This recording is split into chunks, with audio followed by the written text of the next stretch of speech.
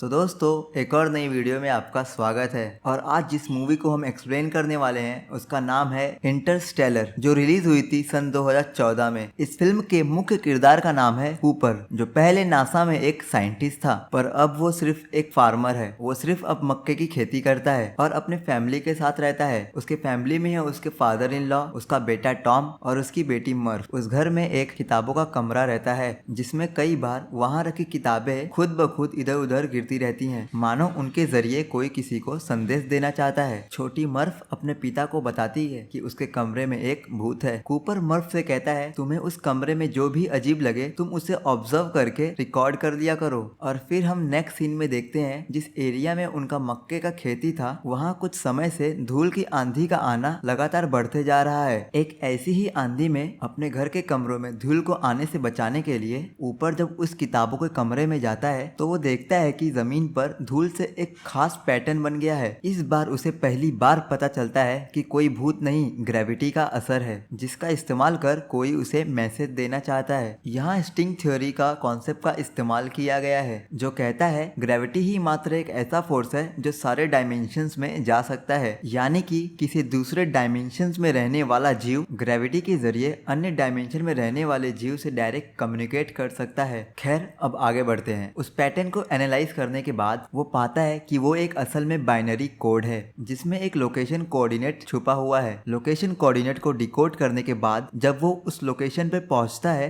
तो उसे पता चलता है कि वहाँ एक नासा का सीक्रेट प्रोजेक्ट पर काम चल रहा होता है। वहाँ उसका मुलाकात अपने पूर्व प्रोफेसर डॉक्टर ग्रैंट से होती है, जिनसे उसे पता चलता है भविष्य में पृथ्वी मानव के लिए रहने के लायक नहीं रहेगी, क्योंकि इसका वातावरण बिगड़ रहा है और पौधे मर रहे हैं। ये सब सुनकर कूपर उनसे पूछता है कि नासा ने पृथ्वीवासियों को बचाने के लिए क्या प्लान बनाया है, क्योंकि कोई भी हैबिटेबल प्लेनेट पृथ्वी के इतना नजदीक नहीं है जो पृथ्वीवासियों को वहां आसानी से ले जाया सके। इस पर डॉक्टर ब्रैंड उसे बताते हैं कोई विकसित सभ्यता या अलौकिक जीव गुप्त रूप से मानव जाति की सहायता करने की कोशिश करना चाहते हैं। ये जो कोई भी है 48 साल पहले सैटर्न ग्रह के पास वार्म होल बना दिया, जिसका इस्तेमाल करके हम काफी कम समय में एक पृथ्वी जैसा ग्रह ढूंढ सकते हैं और वहाँ मानवों को बसाकर मानव जाति के वजूद को कायम रख सकते हैं। ये सभ्यता या अलौकिक जीव कौन है और ये मानवों की मदद क्यों कर रहे हैं, इसके बारे में हम आपको वीडियो के लास्ट में बताएंगे। डॉक्टर ब्रैंड इस बातचीत के बीच कूपर को ये भी बताते हैं कि नासा पहले ही 13 अलग अलग एस्ट्रोनॉट्स को उस वार्म होल के अंदर भेज चुका है, जिनका मिशन है वार्म होल के उस पार जाकर मानव के लिए एक ऐसा ग्रह ढूंढना जो मानवों के रहने लायक भी हो और नजदीक भी। वो अपने साथ एक बीकर ले गए हैं, जिससे नासा उनको ट्रैक कर सकता है। उन्हें वो बीकर तब ऑन करना है जब उन्हें कोई हैबिटेबल प्लेनेट मिल जाए। यहाँ गौर देने वाली बात यह है कि वार्म होल के उस पार नासा उन एस्ट्रोनॉट से सीधा संपर्क नहीं कर सकता, इसलिए केवल बीकर ही है जिसे पता चल सकता है कौन सा ग्रह हैबिटेबल है और कौन सा नहीं। डॉक्टर ब्रैंड ये भी बताते हैं कि नासा को उन एस्ट्रोनॉट्स के बीकर का सिग्नल कई दशकों से मिल रहा था, पर अब केवल 3 बीकर ही एक्टिव रह गए हैं, जिनके सिग्नल 3 ऐसे ग्रह से आ रहे हैं जो गार्गेंटुआ नाम के एक ब्लैक होल के नजदीक मौजूद है। इसलिए एक नए मिशन पर काम चल रहा है जिसका नाम है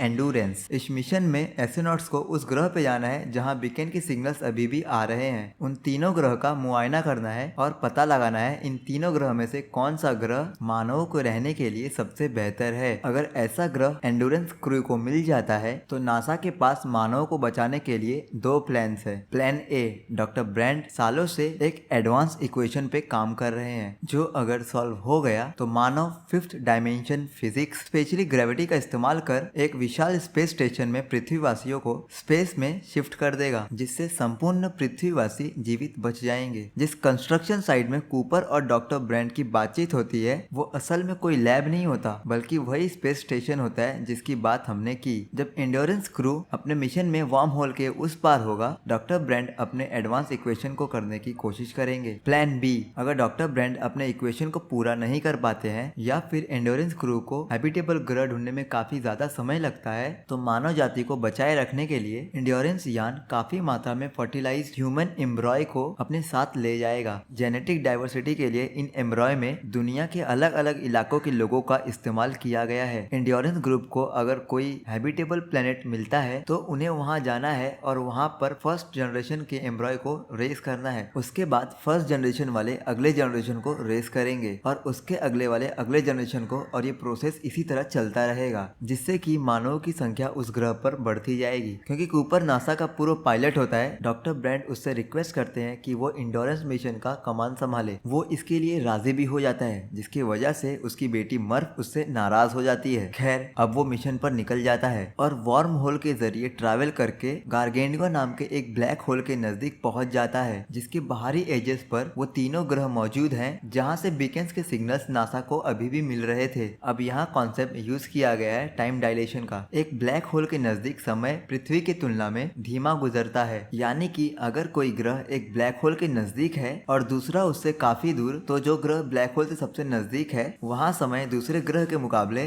धीमा गुजरेगा। इसका मतलब ये है ब्लैक होल के नजदीक मौजूद ग्रह पर अगर 1 घंटे गुजरते हैं तो हो सकता है दूसरे ग्रह पर कई साल गुजर गए हों। खैर, चलिए वापस से फिल्म की बात करते हैं। एंडोरेंस क्रू सबसे पहले फैसला करते हैं एक ऐसे ग्रह पर जाने का जो ब्लैक होल के काफी नजदीक है। ब्लैक होल के नजदीक होने की वजह से ग्रह पर जब 1 घंटे गुजरते हैं तो उस दौरान पृथ्वी पर 7 साल गुजर जाते हैं। कूपर चाहता है कि वापस वो सही सलामत पृथ्वी पर लौटकर अपने बच्चों को देख पाए। वो उस ग्रह पर ज्यादा समय बिताना नहीं चाहता, क्योंकि उस ग्रह पर बिताया गया प्रत्येक घंटा उसके बच्चों के लिए 7 साल होगा। एंडोरेंस यान को ब्लैक एज से बाहर कर कूपर, डॉक्टर ब्रैंड की बेटी और डॉय उस ग्रह पर लैंडिंग के जरिए जाते हैं, जबकि उनका एक साथी एंडोरेंस पर ही रुक जाता है। खैर छोड़ो, लेकिन जब वो वहाँ उस ग्रह पर जाते हैं तो उन्हें ये पता चलता है कि वहाँ सिर्फ पानी है, पर जीवन का कोई भी नाम और निशान नहीं है। उन्हें उस जगह नासा द्वारा भेजे गए पहले एस्ट्रोनॉट्स के यान का मलबा भी मिलता है। फ्लाइट रिकॉर्डर हासिल करने की कोशिश में वो टाइडल वेव का शिकार हो जाते हैं, जिसके कारण वो उस ग्रह पर 1 घंटे की जगह 3 घंटे बिता देते हैं। उस दौरान उनके एक साथी डॉल की मौत भी हो जाती है। जब वो वापस एंडोरेंस पर लौटते हैं तो पाते हैं इस दौरान एंडोरेंस पर मौजूद उनके साथी के लिए 23 साल बीत चुके हैं। जब कूपर अपने बच्चों द्वारा भेजे गए वीडियोस को देखता है तो पाता है कि उसके बच्चे भी अब बड़े हो चुके हैं। उस ग्रह पर मिले फ्लाइट रिकॉर्डर से पता चलता है उस ग्रह पर लैंड करते ही नासा की उस एस्ट्रोनॉट की मौत हो गई थी। बीकन ने कुछ ही सेकंड बस सिग्नल भेजे थे और रिलेटिविटी की वजह से उन मिनटों के दौरान पृथ्वी पर काफी समय गुजर गया था, जिसके कारण नासा को लगा कि वो सिग्नल काफी सालों से उस ग्रह से आ रहा है। जो कि एंडोरेंस 23 सालों तक उस ईंधन का इस्तेमाल कर रहा था, अब इसमें लिमिटेड ईंधन बचता है। बचे हुए ईंधन में से वो बाकी बचे 2 ग्रहों में से किसी भी एक ही ग्रह पर जा सकते थे। दोनों ग्रहों से आ रहे बीकन के सिग्नल के डेटा के आधार पर पता चलता है कि एडमंड जिस ग्रह पर है वो मानवों के रहने के लिए ज्यादा उपयुक्त है। और क्योंकि दूसरे ग्रह से मैन अभी भी लगातार सिग्नल भेज रहा था, अंत में एंडोरेंस क्रू मैन के ग्रह पर जाने का फैसला करता है। इस दौरान पृथ्वी पर कूपर की बेटी मर्फ बड़ी होकर साइंटिस्ट बन चुकी है और वो डॉक्टर ब्रैंड को असिस्ट करती है। मरने से पहले डॉक्टर ब्रैंड उसे बताते हैं कि प्लान ए बस एक दिखावा था, क्योंकि कई साल पहले उन्होंने अपने इस इक्वेशन को सॉल्व कर लिया था और वो जानते थे कि इससे मानवों को बचाया नहीं जा सकता था। इसलिए अब केवल प्लान बी ही सफल हो सकता है, जिसका मतलब था मर्फ अपने पिता को कभी नहीं देख पाएगी। मर्फ एक वीडियो के जरिए एंडोरेंस क्रू को डॉक्टर ब्रैंड के मौत का जानकारी देती है और सारी सच्चाई भी बताती है। वो अपने पिता कूपर को भी ब्लेम करती है कि उसने उसे पृथ्वी पर मरने के लिए छोड़ दिया। हालांकि मर्फ उन इक्वेशन पर अभी भी काम करती रहती है, क्योंकि उसे उम्मीद होती है कि उन इक्वेशंस को वो सॉल्व कर लेगी। पर उन इक्वेशंस को पूरी तरह से सॉल्व करने के लिए उसे ग्रेविटेशनल सिंगुलैरिटी पर एक क्वांटम डेटा की जरूरत होती है। मैन का ग्रह ब्लैक होल से उतना नजदीक नहीं होता जितना पहले वाला ग्रह था, इसलिए यहाँ एस्ट्रोनॉट्स पहले की तरह अब किसी जल्दबाजी में नहीं है। जब वो उन बीकन के सिग्नल्स को ट्रैक करके उस ग्रह पर पहुंचते हैं तो उन्हें मैन डीप स्लीप में मिलता है, जिसे वो एंडोरेंस पर ले आते हैं। जागने के बाद वो बताता है इस ग्रह पर थोड़ी परेशानियां जरूर हैं, पर ये मानवों के लिए रहने लायक है। फिर सारे एस्ट्रोनॉट्स उस ग्रह के बारे में जानने के लिए उस ग्रह की सतह पर उतर जाते हैं। वहाँ जाने के बाद उन्हें पता चलता है कि मैन ने उन्हें गलत डेटा भेजकर उन्हें गुमराह किया है, क्योंकि ये ग्रह मानवों के लिए रहने लायक नहीं है। इस दौरान मैन कूपर को मारने की नाकाम कोशिश भी करता है, जबकि एक दूसरे क्रू मेंबर को वो जान से मार भी देता है। एंडोरेंस पर मैनुअल डॉकिंग करने के दौरान मैन की मौत हो जाती है, जबकि इस दौरान एंडोरेंस को भी काफी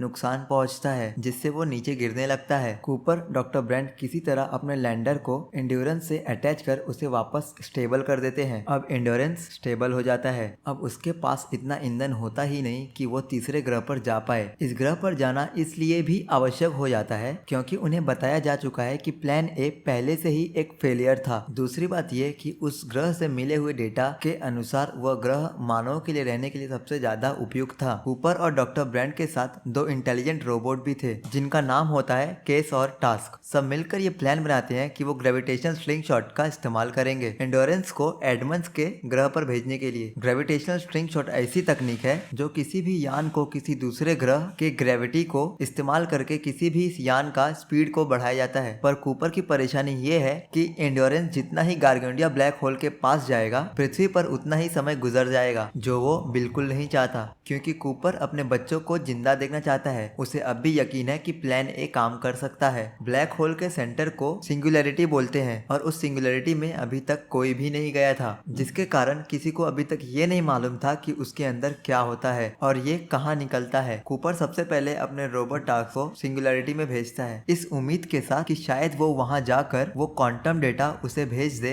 जिसका इस्तेमाल कर प्लान ए भी सफल हो जाए। पर जब टार्स सिंगुलैरिटी में एंटर कर जाता है तो उसका सिग्नल कूपर को मिलना बंद हो जाता है, क्योंकि एंडोरेंस यान भी ज्यादा भार के कारण ब्लैक होल के प्रॉक्सिमिटी में होता है। वो इसके भार को कम करने के लिए खुद अपने यान को ही एंडोरेंस से अलग कर लेता है ताकि डॉक्टर ब्रेंट और रोबोट केस वो तीसरे ग्रह पर जाकर मानव जाति के एग्जिस्टेंस को बचा सके और प्लान बी को सफल बना सके। अपने यान को एंडोरेंस से अलग करने के बाद कूपर खुद भी ब्लैक होल के ग्रेविटी के फोर्स से सेंटर में खींचा चला जाता है। उसे लगता है कि मानो अब वो मरने वाला है, पर वो मरने के बजाय एक टेसरेक्ट में पहुंच जाता है। इस टेसरेक्ट में वो अपने घर में मौजूद वो किताबों वाला कमरा को देखता है जिसके बारे में उसकी बेटी मर्फ उससे कहती थी कि उस कमरे में भूत है। दिलचस्प बात यह है कि उस टेसरेक्ट के जरिए वो समय में आगे और पीछे भी देख सकता है, यानी कि इस टेसरेक्ट में टाइम भी एक फिजिकल डायमेंशन है जिसमें आप आगे और पीछे बिल्कुल उसी तरह देख सकते हैं जैसा कि आप स्पेस में करते हैं। खैर आगे बढ़ते हैं। टेसरेक्ट को समझने के बाद कूपर अपने बेटी को भूतकाल में मैसेज देना चाहता था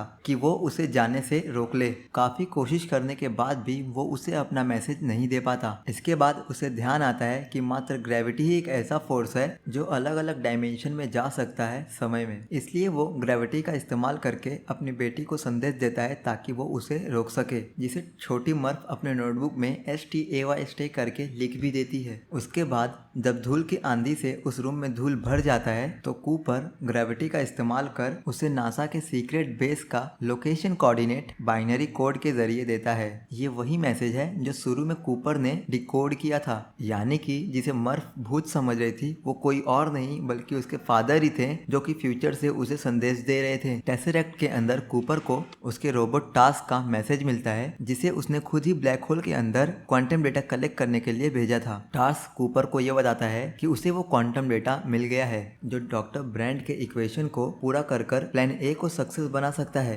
कूपर टास्क को वो डेटा खुद को सेंड करने को कहता है। अब कूपर के पास वो सब है जिससे कि वो बाकी के पृथ्वीवासियों को बचा सकता है, पर परेशानी ये है कि वो डेटा वो अपनी बेटी मर्फ तक पहुंचाए कैसे, जो कि अब एक साइंटिस्ट है। वो इस डेटा को ग्रेविटी का इस्तेमाल कर मॉर्स कोड के फॉर्मेट में उस घड़ी के जरिए भेजता है जो उसने कभी अपनी बेटी मर्फ को दिया था। जब मर्फ उस घड़ी को देखती है तो वो समझ जाती है कि ये मॉर्स कोड है जो उसे उसके पिता ने भेजा है। वो उसे डिकोड करके पूरा क्वांटम डेटा समझ जाती है, जिसके बाद डॉक्टर ब्रेंट का वो अधूरा इक्वेशन जो कि प्लान ए पूरा हो जाता है। इसके बाद ग्रेविटी का इस्तेमाल कर वैज्ञानिक पृथ्वी के मानवों को स्पेस स्टेशन में शिफ्ट कर देते हैं। उधर जैसे ही कूपर क्वांटम डेटा अपनी बेटी को भेज देता है वो टेसरेक्ट अपने आप ही गायब हो जाता है। क्योंकि टेसरेक्ट ब्लैक होल के सेंटर में था, वहाँ समय गुजरने की गति और ज्यादा धीमी थी, जिसका मतलब है कूपर का बिताया गया 1 मिनट भी पृथ्वी पे उसकी बेटी के लिए 50 सालों से भी ज्यादा था। टेसरेक्ट से बाहर निकलने के बाद किसी तरह दूसरे एस्ट्रोनॉट्स कूपर को ढूंढ लेते हैं और जब उसकी आंख खुलती है तो वो अपने आप को एक विशाल स्पेस स्टेशन में पाता है। वो देखता है कि इंसानों ने उस स्पेस स्टेशन पर ग्रेविटी को पूरी तरह से मास्टर कर लिया है, जिसके कारण वहाँ बिना परेशानी के काफी लोग रह रहे हैं। उस स्पेस स्टेशन का नाम होता है कूपर स्टेशन, जो कि उसकी बेटी के नाम पर रखा गया था। अब जब वो अपनी बेटी से मिलने जाता है, जहाँ की वो देख पाता है कि उसकी बेटी अब बहुत बूढ़ी हो चुकी है, जबकि उसके उम्र में बस कुछ सालों का ही अंतर आया है। उसकी बेटी उसे बताती है कि कूपर के लिए उसकी दुनिया में अब कुछ नहीं बचा है, क्योंकि अब उसका कोई भी परिवार अब वहाँ नहीं रहता। इसके बाद कूपर उस ग्रह के ओर रवाना हो जाता है जिस ग्रह पर डॉक्टर ब्रैंड की बेटी को एंडोरेंस यान के जरिए भेजा था। अंत में दिखाया जाता है कि डॉक्टर ब्रैंड की बेटी उस ग्रह पर बिना किसी परेशानी के लैंड कर जाती है। अब उसका अगला प्लान है वहाँ पर मानवों की तादाद को बढ़ाना। अब कूपर उसे मिल पाता है कि नहीं, ये फिल्म में नहीं दिखाया गया है और फिल्म यहीं खत्म हो जाती है। अब बात कर लेते हैं सबसे महत्वपूर्ण मुद्दे पर, यानी कि वो कौन लोग थे जो शुरू से ही मानवों को बचाना चाहते थे। उन्होंने मानवों को बचाने के लिए पृथ्वी के नजदीक एक वार्म होल बनाया कि मानव आसानी से खुद के लिए रहने के लिए एक ग्रह ढूंढ सके। उन्होंने टेसरेक्ट बनाकर कूपर की भी मदद की इंसानों को बचाने में। यहाँ ध्यान देने वाली बात यह है कि वो टेसरेक्ट बना सकते थे, यानी कि वो कूपर को पूरी दुनिया का फ्यूचर, पास्ट और प्रेजेंट बता सकते थे। पर उन्होंने एक कस्टम टेसरेक्ट बनाया जिसमें केवल वही कमरा था जिसके जरिए कूपर अपनी बेटी को अपना संदेश दे सके, यानी कि वो कूपर के जरिए इंसान के अस्तित्व को बचाना चाहते थे। फिल्म में ये दिखाया गया है कि नासा को यह लगता है कि कोई विकसित सभ्यता या फिर एक अलौकिक शक्ति है, पर जब कूपर टेसरेक्ट के अंदर होता है तब वो कहता है कि ये कोई और नहीं बल्कि भविष्य के मनुष्य ही हैं जिन्होंने यूनिवर्स के लॉस को मास्टर्स कर लिया है, जिसके कारण वो मनचाहे ढंग से स्पेस और टाइम को मैनिपुलेट कर सकते हैं। उन लोगों ने खुद अपने अस्तित्व को बचाने के लिए इस टेसरेक्ट को भविष्य काल से भूतकाल में भेजा है। और यहाँ एक पैराडॉक्स पैदा होता है, अगर मानवों का भूतकाल ही सुरक्षित नहीं था तो भविष्य के मानवों का होना कैसे संभव था। इसके बारे में फिल्म में कहीं कुछ भी बताया नहीं गया है। आप इसके बारे में क्या सोचते हैं, कमेंट में इसे जरूर बताएं और अपना ओपिनियन शेयर जरूर करें। वेल, मुझे ये मूवी साइंस फिक्शन की सबसे बेस्ट मूवी लगती है और अगर आपको भी ये मूवी अच्छी लगती है तो इस वीडियो को लाइक जरूर करें and don't forget to subscribe our channel. Thank you.